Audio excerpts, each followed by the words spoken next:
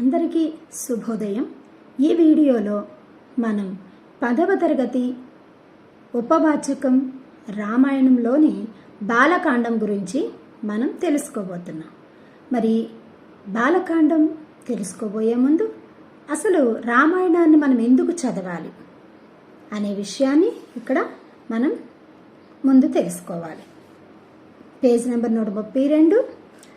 రామాయణాన్ని ఎందుకు చదవాలి, రామాయణం ఎందుకు చదవవలసిన గ్రంథం, ఇలాంటి ప్రశ్నలు వచ్చినప్పుడు మీరు ఈ 132 పేజీలో ఉన్నటువంటి ఇంట్రడక్షన్లో ఉన్న పార్ట్లోంచి మీరు రాయాల్సి ఉంటుంది. రామాయణాన్ని ఎందుకు చదవాలి? రామాయణం, రామ ఆయనం, ఈ 2 పదాలు కలిసి రామాయణం. ఆయనము అంటే నడక, లేదు అంటే మార్గం అని చెప్తూ ఉంటారు. అంటే రాముడు నడిచిన మార్గం అని దీనికి అర్థం. మానవ జీవితాన్ని సంస్కరించగల మహాకావ్యం రామాయణం. మానవ హృదయాల నుండి ఎప్పటికీ చెరగని కథ. అమ్మా నాన్నల అనురాగం, పుత్రుల అభిమానం, పుత్రులు అంటే కుమారులు, అన్నదమ్ముల అనుబంధం, భార్యాభర్తల సంబంధం, గురుభక్తి, శిష్యానురక్తి, స్నేహఫలం, ధర్మబలం, వినయంతో ఒదగడం, వివేకంతో ఎదగడం, జీవకారుణ్య భావన, ప్రకృతి లాలన, ఇలా జీవిత పార్శ్వాలనెన్నింటినో పట్టి చూపిస్తుంది రామాయణం. పార్శ్వము అంటే ఏంటి? కోణాలు, ఇంగ్లీష్లో యాంగిల్స్ అంటారు కదా. అంటే ఒకవైపు మాత్రమే కాదు, అనేక కోణాల్లోంచి మనల్ని రామాయణం పట్టి చూపిస్తుంది. రామాయణాన్ని చదవడం అంటే జీవితాన్ని చదవడమే. రామాయణం పారాయణ గ్రంథం కాదు, ఆచరణ ప్రధాన గ్రంథం. అంటే చదివి విడిచిపెట్టేసే గ్రంథం మాత్రమే కాదు, ఆచరించదగినటువంటి ప్రధానమైన గ్రంథం. ఉత్తమ ధర్మాలను ఆచరిస్తే మనిషిగా ఎలా ఎదగగలడో నేర్పుతుంది. చిన్న చిన్న పాత్రల ద్వారా సమున్నత సందేశాన్ని ఇస్తుంది. రామో విగ్రహవాన్ ధర్మ సత్య ధర్మ పరాక్రమ అన్న మహితోక్తిని మారీచుని నోటి నుండి మహర్షి పలికించాడు. మారీచుడు అంటే ఏంటి? మాయలేడిగా మారిన ఒక రాక్షసుడు. రామో విగ్రహవాన్ ధర్మ సత్య ధర్మ పరాక్రమ అంటే ఏంటి? ధర్మాన్ని మూటగట్టిన స్వరూపమే రాముడు అని, అంటే ధర్మానికి నిదర్శనమే రాముడు అని అర్థం. ఇక్కడ రాముని వంటి ఆదర్శమూర్తి, రామాయణం వంటి ఆదర్శ కావ్యం నభూతో నభవిష్యతి. మనిషి ఉన్నంతకాలం రామాయణం ఉంటుంది. ప్రపంచ సాహిత్యంలోనే ఆది కావ్యం రామాయణం. ప్రపంచ సాహిత్యంలోనే ఆది కావ్యం డాష్ రామాయణం. మొన్న సిబిఎస్ఈ విద్యార్థులకు టర్మ్ 1లో భాగంగా మొత్తం 40 మార్కులు కూడా బిట్స్, మల్టిపుల్ చాయిస్ ఇస్తూ బిట్స్ మాత్రమే ఇవ్వడం జరిగింది. ఆ విధంగా బిట్స్ కూడా మీరు వీటిల్లోంచి తయారు చేసుకోవాలి. మానవ జీవితాన్ని సంస్కరించగల మహాకావ్యం డాష్, రామాయణం ఎలాంటి కావ్యం, ఎవరిని సంస్కరిస్తుంది, దేనిని సంస్కరిస్తుంది, ఆది కావ్యం ఏది, ఇలా ఏదైనా బిట్స్ మీకు మీరు తయారు చేసుకోవాలి. వాల్మీకి మహర్షి దీనిని రచించి ఆది కవిగా కీర్తి పొందాడు. రామాయణం పౌలత్స వధ, సీతాయాశ్చరితం మహత్ అనే 3 పేర్లు దీనికి ఉన్నాయి. మొన్న టర్మ్ 1లో ఇచ్చిన బిట్స్లో ఇందులోంచి ఒక బిట్ ఇవ్వడం జరిగింది. పౌలస్య వధ అంటే ఏంటి? పౌలస్య వంశానికి చెందినటువంటి రావణాసురుడు. వధ అంటే ఏంటి? చంపటం, రావణాసురుడిని చంపడం. సీతాయాశ్చరితం అంటే సీత యొక్క జీవిత చరిత్రను వివరించడం కాబట్టి సీతాయాశ్చరితం మహత్. అంటే రామాయణానికి ఎన్ని పేర్లు ఉన్నాయి? 3 పేర్లు ఉన్నాయి. పౌలస్త్య వధ దేనికి పేరు? రామాయణానికి పేరు. ఇలా రామాయణం, పౌలస్త్య వధ, సీతాయాశ్చరితం మహత్, ఈ 3 పేర్లు కూడా రామాయణానికే ఉన్నాయి. ఇందులోంచి మీరు బిట్టి తయారు చేసుకోండి. 6 కాండలతో 24,000 శ్లోకాలతో సంస్కృత భాషలో సాగిన రచన ఇది. రామాయణం మొట్టమొదటిగా ఏ భాషలో రచింపబడింది అంటే సంస్కృత భాష. ఎవరు రచించారు అంటే వాల్మీకి మహర్షి. సంస్కృతంలో రచించిన మహర్షి వాల్మీకి మహర్షి. ఎన్ని శ్లోకాలు ఉన్నాయి? 24,000 శ్లోకాలు ఉన్నాయి సంస్కృతంలో రచింపబడిన రామాయణంలో. తర్వాతి కాలంలో ఎన్నో రామాయణాలు వచ్చాయి. మన దేశంలోనే కాదు, ప్రపంచంలోని పలు దేశాల్లో ఈ రామాయణ కథ మనకు కనిపిస్తుంది. వారి వారి ప్రతిభను అనుసరించి వాల్మీకి కథకు జోడింపులు చేసిన కవులు ఉన్నారు. అవే నిజం అన్నంతగా ప్రచారం పొందాయి కొన్ని సంఘటనలు. వాల్మీకి రామాయణ కథను సంక్షిప్తంగా అందించే ప్రయత్నం ఇది. సమున్నత సమాజాన్ని నిర్మించడమే లక్ష్యంగా ముందు తరాల వారికి స్ఫూర్తి కోసం చేసిన రచన ఇది. ఇలా ఇక్కడ రామాయణాన్ని ఎందుకు చదవాలి అన్న ప్రశ్న కనుక వస్తే ఇందులోంచి మీరు ప్రశ్నను తయారు చేసుకోవాలి. ఇప్పుడు బాలకాండం 1. రామాయణం మొత్తం 7 కాండాలుగా చెప్తూ ఉంటారు. ఉత్తరకాండం మనకి ఇవ్వలేదు, 6 కాండాల వరకే మనకి ఇవ్వడం జరిగింది. 7వదిగా ఉత్తరకాండం అని కూడా చెప్తారు. మొట్టమొదటిగా బాలకాండం. బాలకాండం మొత్తం కూడా దశరథ మహారాజు నుంచి తనకి కుమారులు జన్మించకపోవడం, పిల్లల సంతానలేమి వల్ల ఆయన యజ్ఞయాగాలు చేయడం, తర్వాత పుత్రులు జన్మించడం, వాళ్ళు చక్కగా ఎదగడం, తర్వాత విశ్వామిత్రుడు చేసేటటువంటి యాగ సంరక్షణ కొరకు రామలక్ష్మణులు పంపమని అడగడం, తర్వాత వాళ్ళు వెళ్ళడం, అందులో భాగంగానే అదే ప్రయాణంలో వాళ్ళు శివధనస్సు జనకుడి దగ్గరికి వెళ్ళి శివధనస్సును విరగడం, తర్వాత వాళ్ళ వివాహాలు జరిగేంత వరకు కూడా ఈ బాలకాండం అనేది కొనసాగుతుంది.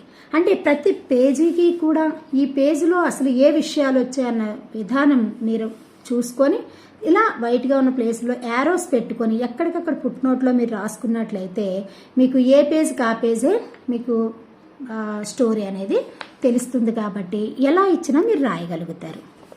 చూడండి, శ్రీమన్నారాయణుని నిరంతరం స్మరించే నారద మహర్షి ఒకనాడు మునిశ్రేష్ఠుడైన వాల్మీకి ఆశ్రమానికి వచ్చాడు. నారదుడు తపస్వి, వాక్చతురుల్లో శ్రేష్ఠుడు. వాక్చతురుల్లో శ్రేష్ఠుడు ఎవరు? నారదుడు.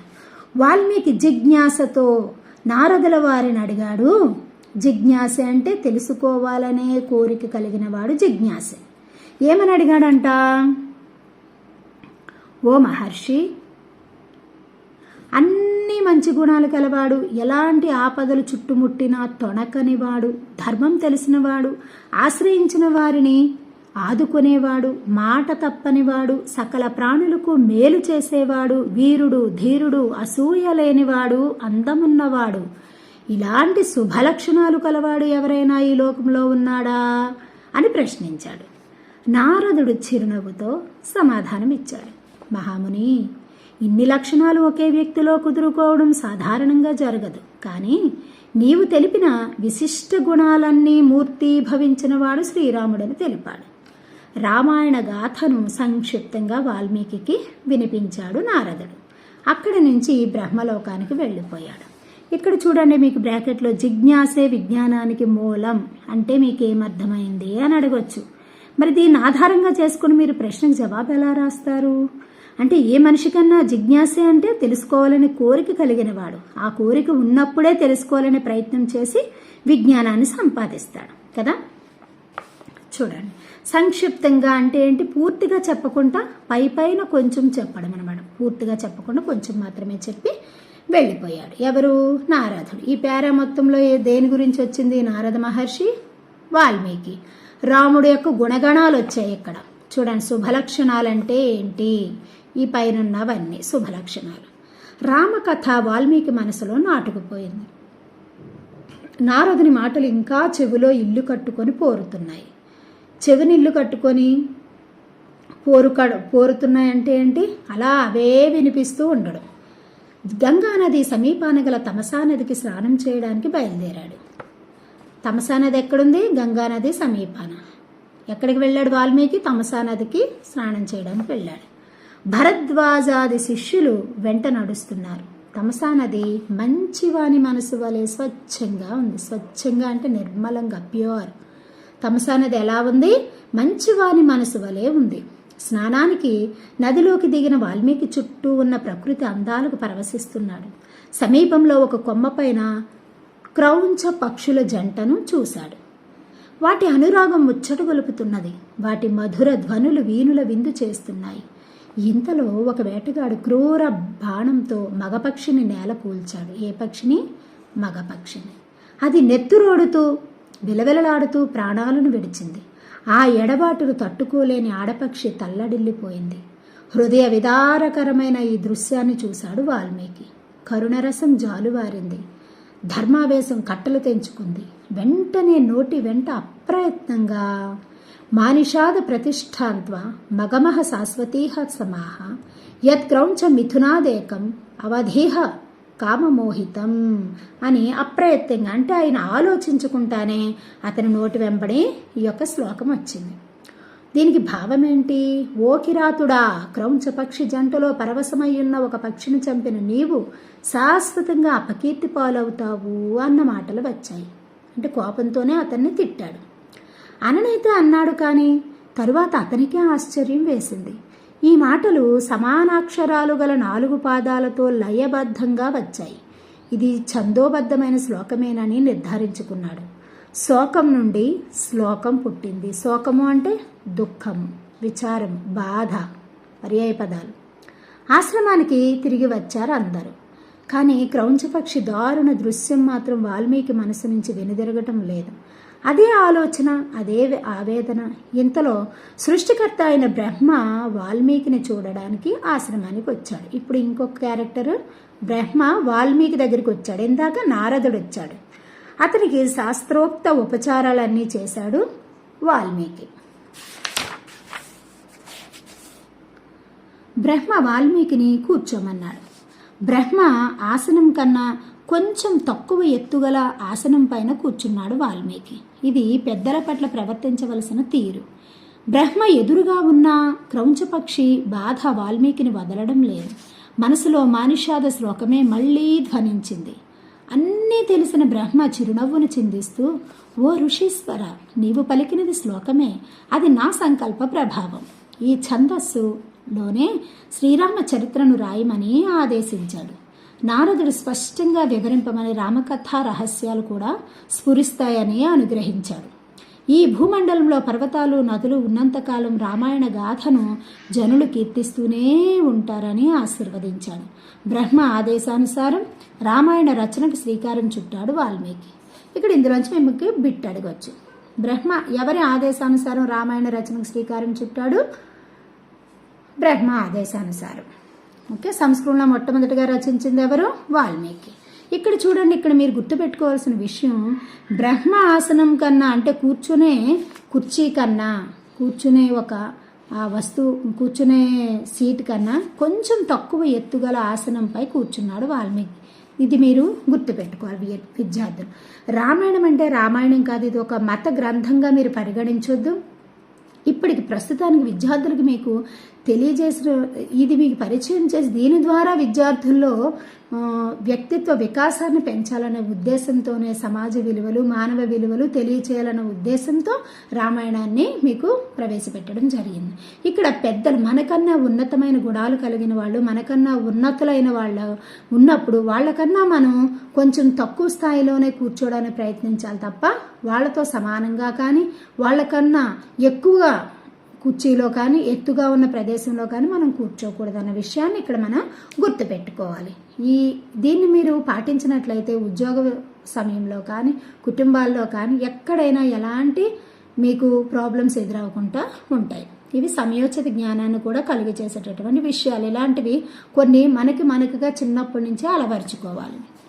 ఇప్పుడు అయోధ్య నగరం. ఇంతవరకు రామాయణం రచించడానికి కారణమేంటో మనం తెలుసుకున్నాం. క్రౌంచ పక్షుల జంట, శ్లోకం, వాల్మీకి, నారదుడు, ఇవన్నీ మీకు గుర్తు రావాలి. ఇప్పుడు అయోధ్య నగరం. అయోధ్య నగరం గురించి రాయండి అని మీకు ప్రశ్న వస్తే దీని గురించి మీరు రాయవలసి ఉంటుంది.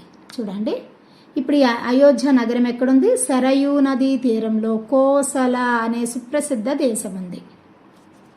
అందులోనిదే అయోధ్య అనే మహానగరం. అయోధ్య అంటే యోధులకు జయించడానికి శక్యం కానిది. అయోధ్య అంటే అర్థం ఏంటి అని బ్లాంక్ అడగవచ్చు. యోధులకు జయించడానికి శక్యం కానిది. మనువు దీన్ని నిర్మించాడు. అయోధ్య నగరాన్ని ఎవరు నిర్మించారు? మనువు. కోసల దేశాన్ని దశరథ మహారాజు పరిపాలిస్తున్నాడు. అతడు సూర్యవంశం వాడు. దశరథ మహారాజు ఏ వంశం వాడు? సూర్యవంశం వాడు. మహావీరుడు. దేవతల పక్షాన రాక్షసులతో ఎన్నోసార్లు యుద్ధం చేసినవాడు. ధర్మపరాయణుడు. ప్రజలను కన్న బిడ్డల వలె చూసుకునేవాడు. వశిష్ఠ, వామదేవులు అతని ప్రధాన పురోహితులు. వశిష్ఠుడు, వామదేవులు వీళ్ళిద్దరూ కూడా ప్రధాన పురోహితులు, అంటే పండితులు. పురోహితుడు అంటే పండితుడు. సుమంత్రుడు మొదలగుగా గల 8 మంది మంత్రులు ఇతని పాలనలో కోసల దేశం భోగభాగ్యాలతో విలసిల్లుతుంది. ప్రజలు ధర్మవర్తనులే సుఖ సంతోషాలతో ఉన్నారు. యథా రాజా తథా ప్రజాహ అంటే రాజు ఎలా ఉండే ప్రజలు అలాగే ఉంటారు. ఇది ఇచ్చి మిమ్మల్ని ప్రశ్న అడగవచ్చు. యథా రాజా తథా ప్రజాహ అంటే మీకు ఏమర్థమైంది? రామాయణం ఆధారంగా రాయండి. అంటే ఏంటి? రాజు ఎలా ఉంటే ప్రజలు అలాగే ఉంటారని రాసి ఈ యొక్క సరయూ నదీ తీరంలోని కోసల రాజ్యానికి ఎవరు? దశరథ మహారాజు. అతను ప్రజలను ఎలా పరిపాలించేవాడు కాబట్టి ప్రజలు కూడా ధర్మవర్తనులే సుఖ సంతోషాలతో ఉండేవాళ్ళు కదా. ప్రజలు కూడా రాజును చూసి ధర్మంగా చక్కగా ఉంటూ ఉన్నారు. ఇంకా అక్కడ ఎలాంటి అన్యాయాలు అక్రమాలు జరగడానికి ఆస్కారమే లేదు. ఎన్ని ఉన్నా సంతానం లేదన్న చింత దశరథుణ్ణి కుంగదీసింది. సంతాన ప్రాప్తి కోసం అశ్వమేధ యాగం చేయాలన్న ఆలోచన కలిగింది. వెంటనే పురోహితులు గురువులతో సమావేశమయ్యాడు. మనసులోని మాట చెప్పాడు. వారు తథాస్తు అన్నారు. సరయూ నదికి ఉత్తర తీరంలో యజ్ఞవేదిక సిద్ధమైంది. యజ్ఞవేదిక ఎక్కడ సిద్ధమైంది? సరయూ నదికి ఉత్తర భాగాన. మంత్రి సారథి అయిన సుమంత్రుడు ఈ యాగానికి ఋష్యశృంగ మహర్షిని ఆహ్వానిస్తే ఫలవంతమవుతుందని సూచించాడు. ఋష్యశృంగుడు విభాండక మహర్షి కుమారుడు, నిష్ఠాగరిష్ఠుడు. అతడు ఎక్కడ ఉంటే అక్కడ వానలు బాగా కురుస్తాయి. దశరథుని ఆజ్ఞ మేరకు ఋష్యశృంగుణ్ణి సగౌరవంగా తోడ్కొని వచ్చారు. 3 రోజుల పాటు అశ్వమేధ యాగం శాస్త్రోక్తంగా నిర్వహించారు.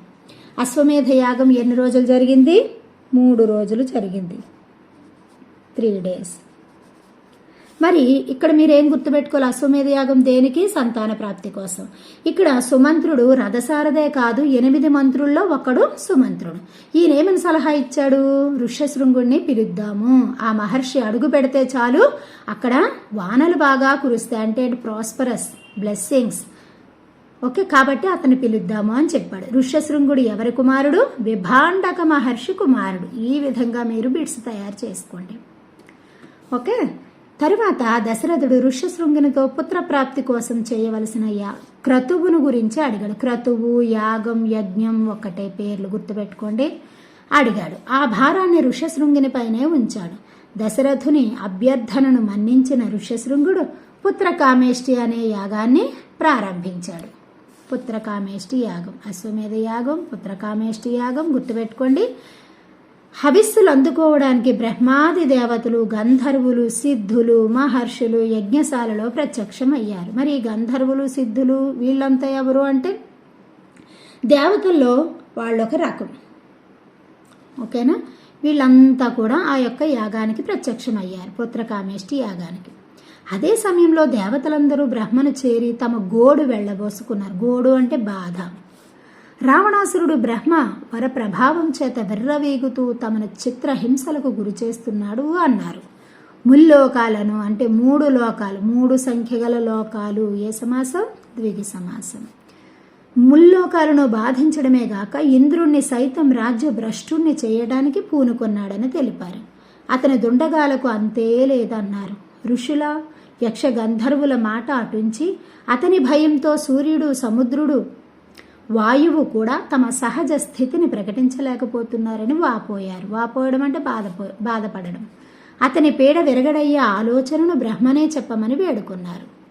బ్రహ్మ దేవతలతో రావణుడు గంధర్వ, యక్ష, దేవ, దానవులచే మరణం లేకుండా నన్ను వరం కోరాడు. మానవుల పట్ల అతనికి చులకన భావం, అందుకే వారి గురించి ప్రస్తావించలేదు. కనుక మానవుని చేతిలోనే రావణునికి మరణం ఉందని అన్నాడు. ఇంతలో శ్రీ మహావిష్ణువు శంఖ చక్ర గదాధారి అయి వచ్చాడు. శంఖ చక్ర గదాధారి అయి వచ్చాడు. దేవతలు ఆ దేవదేవుణ్ణి అనేక విధాలుగా స్తుతించారు. స్తుతించడం అంటే ప్రైజ్ చేయడం, పొగడడం. స్తుతించుట, పొగడుట మీనింగ్. వన గర్వం చేత కన్ను మిన్ను గానక ప్రవర్తిస్తున్న రావణుణ్ణి సంహరించడానికి మానవుడిగా అవతరించమని అభ్యర్థించారు. దశరథ మహారాజు గారి 3 భార్యలకు 4 రూపాలలో పుత్రుడవు కమ్మని ప్రాధేయపడ్డారు. అభయమిచ్చాడు ఆశ్రిత వత్సలుడు. ఆశ్రిత వత్సలుడు, వత్సల అంటే ఆశ్రయించిన వారి పట్ల ప్రేమ చూపించేవాడు. అందరి పూజలు అందుకుని అంతర్ధానం అయ్యాడు. దశరథుడు పుత్ర కామేష్టి చేసినప్పుడు యజ్ఞకుండం నుంచి గొప్ప తేజస్సుతో కూడిన ఒక దివ్య పురుషుడు ఆవిర్భవించాడు. ఆ యజ్ఞం యజ్ఞకుండం నుంచి ఎవరు ఆవిర్భవించాడు? ఒక దివ్య పురుషుడు. అతడు బ్రహ్మ పంపగా వచ్చినవాడు. ఎవరు పంపితే వచ్చాడు? బ్రహ్మ. అతని చేతిలో బంగారు పాత్ర, వెండి మూతతో, అందులో దివ్య పాయసం ఉంది. ఆ పాత్ర ఎలా ఉంది? పాత్ర బంగారుది, మూత వెండితో ఉంది. అందులో ఏముంది? దివ్య పాయసం. దాన్ని దశరథునికి అందించాడు. ఎవరు? దివ్య పురుషుడు. ఈ పాయసం సంపదలనిస్తుంది, ఆరోగ్యాన్ని పెంపొందిస్తుంది, అన్నిటినీ మించి సంతానాన్ని ప్రసాదిస్తుంది అన్నాడు. పేదవానికి పెన్నిధి దొరికినట్లయింది దశరథునికి. అతని మనసు ఆనంద తాండవం చేసింది. దివ్య పాయసాన్ని తన భార్యలైన కౌసల్య, సుమిత్ర, కైకేయులకు పంచాడు. సంవత్సర కాలం గడిచింది. చైత్ర శుద్ధ నవమి నాడు కౌసల్యకు శ్రీరాముడు జన్మించాడు. దశమి నాడు కైకేయికి భరతుడు, సుమిత్రకు లక్ష్మణ, శత్రుఘ్నులు జన్మించారు. ఈ వార్త విన్న అయోధ్య ఆనంద సంద్రమైంది. జాతీయం చూడండి, సంద్రము, సముద్రం, ప్రకృతి వికృతులు. ఆనంద సంద్రం అవడం అంటే ఏంటి? సంతోషంతో మునిగిపోవడం. ఇప్పుడు కౌసల్యకు రాముడు, కైకేయికి భరతుడు, లక్ష్మణుడు, శత్రుఘ్నులు మాత్రం సుమిత్రకు జన్మించారు. గుర్తుపెట్టుకోండి. రామ, లక్ష్మణ, భరత, శత్రుఘ్నులు శుక్లపక్ష చంద్రునిలా పెరుగుతున్నారు. వేద శాస్త్రాలను అభ్యసించారు. ధనుర్విద్యలో నైపుణ్యం సంపాదించారు. విజ్ఞాన ఖనులయ్యారు. సద్గుణాలకు ఆటపట్టయినారు. ఆటపట్టు అంటే నిలయం. ఉత్తమ విద్యార్థులకు ఉండవలసిన లక్షణాలు ఇవి. రాముడు ఎప్పుడూ తల్లిదండ్రుల సేవలో నిమగ్నమయ్యేవాడు. చిన్ననాటి నుంచి అన్నసేవే మిన్నగా భావించేవాడు లక్ష్మణుడు. ఇతడు రాముడికి బహిహ ప్రాణం. భరత శత్రుఘ్నులు అన్యోన్య ప్రేమాభిమానాలు కలవారు. భరతుడును శత్రుఘ్నుడును ప్రేమాభిమానాలు. ప్రేమయును అభిమానమును ద్వంద్వ సమాసాలు. ఇక్కడ శుక్లపక్ష చంద్రుడు అంటే మనం తెలుసుకోవాలి. మనకి 30 రోజులు, ఒక మాసానికి 30 రోజులు అయితే 15 రోజులు శుక్లపక్షం, 15 రోజులు కృష్ణపక్షం. శుక్లపక్షం అంటే చంద్రుడు చిన్నగా ఉండి పెద్దగా పెరుగుతూ పూర్ణ చంద్రుని వలె ఎదగడం, అంటే ప్రాస్పరస్. వీళ్ళు చక్కగా పెరుగుతూ ఉన్నారని అర్థం. నెక్స్ట్, కాలచక్రం తిరుగుతున్నది అంటే సమయం గడుస్తూ ఉంది, రోజులు దినములు గడుస్తూ ఉన్నాయని అర్థం. ఒకనాడు దశరథుడు తన మంత్రులు, పురోహితులు మొదలైన వారితో సమావేశమయ్యాడు. తన కుమారుల వివాహ ప్రస్తావన చేస్తున్నాడు. సరిగ్గా అదే సమయంలో అక్కడ అడుగు పెట్టాడు మహాతేజస్శాలి అయిన విశ్వామిత్ర మహర్షి. సృష్టికి ప్రతి సృష్టి చేయగల సమర్థుడతడు. దశరథుడు ఎదురేగి సాదరంగా స్వాగతించాడు. అతిథి దేవో భవ. అతిథి మనకు దేవునితో సమానం. ఇది తెలిసిన దశరథుడు విశ్వామిత్రునకు సముచిత రీతిన మర్యాదలు గావించాడు. వినయపూర్వకంగా చేతులు జోడించి విశ్వామిత్రుని రాకకు కారణాన్ని అడిగాడు. తనపైన కార్యభారం పెడితే నెరవేరుస్తానన్నాడు. దశరథుని విషయానికి మురిసిపోయాడు విశ్వామిత్రుడు. వశిష్ఠుని ఉపదేశాలను పొందినవాడివి, నీవు ఇలాగే ప్రవర్తిస్తావని మెచ్చుకున్నాడు. ఇక్కడ మనకి ఏమర్థం అవ్వాలి? చూడండి, గురువులు, మహర్షులు, గొప్పవాళ్ళు ఎవరైనా మన ఇంటికి వచ్చినప్పుడు మనం వినయంతో వాళ్ళని స్వాగతించాలి. మన వినయ విధేయతలను చూసి ఎదుటి వాళ్ళు పొంగిపోతారు. విద్యార్థులకు ఉండవలసిన ముఖ్యమైన లక్షణం వినయం. మీరు ఏ స్కూల్లో చదివినా సరే విద్యార్థుల దగ్గర, పెద్దవాళ్ళ దగ్గర మీరు వినయాన్ని చక్కగా ప్రదర్శించాలి.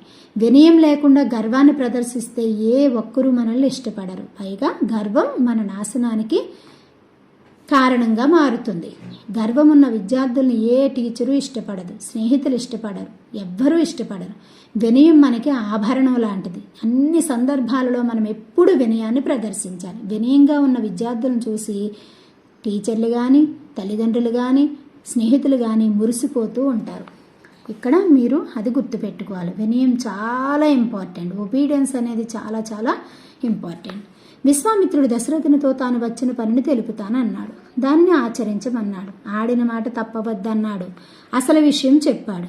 ఆగవయ్యా, నేను ఎందుకు వచ్చానో చెప్తాను, కానీ నువ్వు ఆచరించాలి, మాట మాత్రం తప్పొద్దు అని చెప్పాడు. ఓ రాజా, నేను ఒక యజ్ఞాన్ని సంకల్పించాను, కానీ మారీచ, సుబాహులనే రాక్షసులు ఆ యజ్ఞానికి విఘ్నాలు కలిగిస్తున్నారు. విఘ్నాలు అంటే ఆటంకాలు. మరి మారీచ, సుబాహులు ఎవరు అంటే తాటక, సునందుల కుమారులే వీళ్ళిద్దరు. అంటే రాక్షస కుమారులు, రాక్షసులు వీళ్ళు. మారీచ, సుబాహులు తాటక, సునందుల కుమారులు. వారిని కోపించడానికి, శపించడానికి శక్తి ఉన్న యజ్ఞ దీక్షలో ఉన్నాను కాబట్టి అది నాకు తగని పని. నేను దీక్షలో ఉన్నాను కాబట్టి వాళ్ళని నేను ఇప్పుడు ఏమీ చెయ్యలేను. కాబట్టి అందుకు సత్య పరాక్రముడు శూరుడు అయిన శ్రీరాముణ్ణి 10 దినాల పాటు నా వెంట పంపు, అతడే ఆ రాక్షసులను చంపగల సమర్థుడు. నా వెంట వచ్చి యాగ సంరక్షణ చేయడం వల్ల శ్రీరామునికి అనేక శ్రేయస్సులు కలుగుతాయి. శ్రేయస్సులు అంటే లాభాలు, ఏదైతే మంచో అవన్నీ కలుగుతాయి. నేనేం ఊరికినే వదిలిపెట్టను వాళ్ళని, నాతో నువ్వు పంపించు, దానివల్ల అనేక శ్రేయస్సులు వాళ్ళకి నేను కలుగచేస్తాను. శ్రీరాముని పరాక్రమం ఎలాంటిదో నాకు బాగా తెలుసు. నాకే కాదు, వశిష్ఠుల వారికి, వామదేవాది మహర్షులకు తెలుసు. వారంతా అంగీకరించిన తర్వాతే రాముని నాతో పంపమని అన్నాడు. ఈ మాటలు వింటుంటే దశరథుని గుండెలో రాయిపడ్డది. గుండెలో రాయిపడ్డం అంటే జాతీయం, ఏం చేయాలో అర్థం కాకపోవడం. చేతులు జోడించి, మహర్షి, నా రాముడు 16 ఏండ్లు కూడా నిండనివాడు, ధనుర్విద్య ఇంకా పూర్తి కాలేదు, యుద్ధ విషయాలతో తగిన పరిచయం లేనివాడు, కనుక దయచేసి నా రాముణ్ణి కోరకండి. అంతగా కావాలంటే ధనుర్బాణపాణినై నేను మీ వెంట వస్తాను. మీ యాగాన్ని సంరక్షించే బాధ్యత నాది. ఇవన్నీ ఎట్లా ఉన్నా రాముణ్ణి వదిలి నేను ఒక్క క్షణమైనా బతకలేను. నా నోముల పంట రాముడు. ఇందుకు ఆ రాక్షసులు ఎవరి అండతో ఈ దుండగానికి ఒడిగట్టారని అడిగాడు. విశ్వామిత్రుడు సమాధానమిస్తూ, పౌలస్త్య వంశజుడైన విశ్రవసుడు అనే ముని కుమారుడు రావణాసురుడు. అతడు కుబేరుని సోదరుడు. అనేక రాక్షస బలాలు కలవాడు. బ్రహ్మ ఇచ్చిన అసాధారణ వరాల వల్ల అతని గర్వం ఇబ్బడి ముబ్బడైంది. ముల్లోకాలను అల్లకల్లోలం చేస్తున్నాడు. అటువంటి వాడికి యజ్ఞం భగ్నం చేయడం అనేది అల్పంగా తోస్తున్నది. అందుకే ఇటువంటి